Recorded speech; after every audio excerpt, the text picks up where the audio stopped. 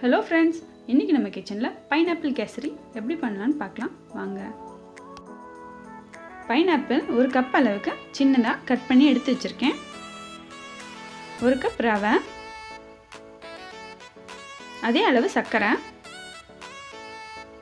கொஞ்சமாக நெய், முந்திரி, திராட்சை வேணும்னா சேர்த்துக்கலாம், கேசரி கலர், பைனாப்பிள் எசன்ஸ் கொஞ்சம், ஏலக்காய் தூள், தேவையான அளவு உப்பு.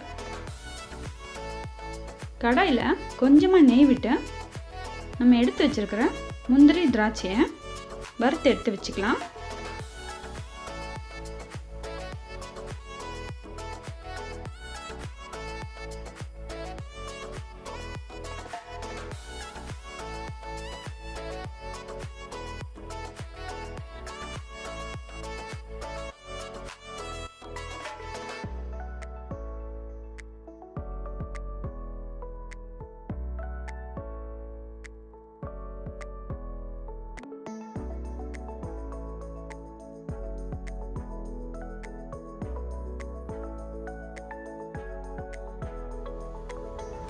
இப்போ அதே கடாயில் நம்ம எடுத்து வச்சுருக்கிற ரவையை வறுத்து எடுத்துக்கலாம்.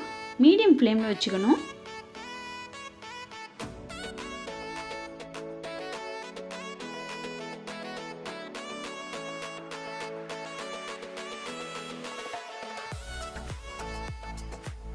கடாயில் கொஞ்சமாக நெய் விட்டுக்கலாம். நம்ம கட் பண்ணி வச்சுருக்கிற பைனாப்பிளை இது கூட சேர்த்துக்கலாம்.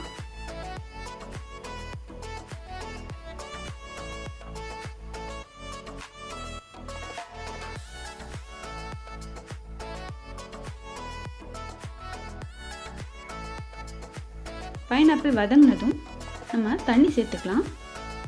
ஒரு கப் ரவைக்கு 2.5 கப் அளவு தண்ணி.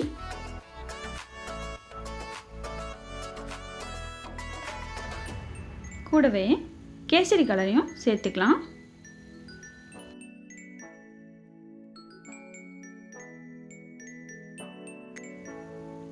தண்ணி நல்லா கொதிச்சதுக்கப்புறம் நம்ம வறுத்து வச்ச ரவையை இது கூட சேர்த்துக்கலாம்.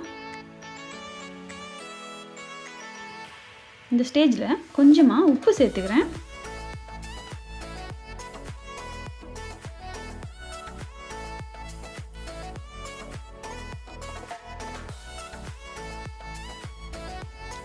ரவை நல்லா வெந்துருச்சு. இப்போ நம்ம சர்க்கரை சேர்த்துக்கலாம்.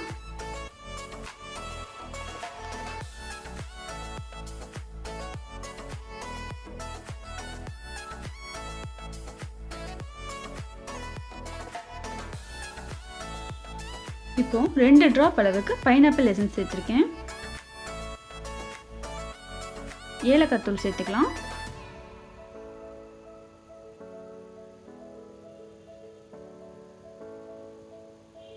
இது கூட நம்ம எடுத்து வச்ச முந்திரி திராட்சையும் சேர்த்துக்கலாம். இதோ பைனாப்பிள் கேசரி ரெடி ஆயிடுச்சு. இந்த ரெசிபி நீங்களும் வீட்டில் ட்ரை பண்ணி பாருங்கள். பிடிச்சிருந்தா லைக் பண்ணுங்கள். எப்படி இருந்துச்சுன்னு கமெண்ட்ஸில் சொல்லுங்கள்.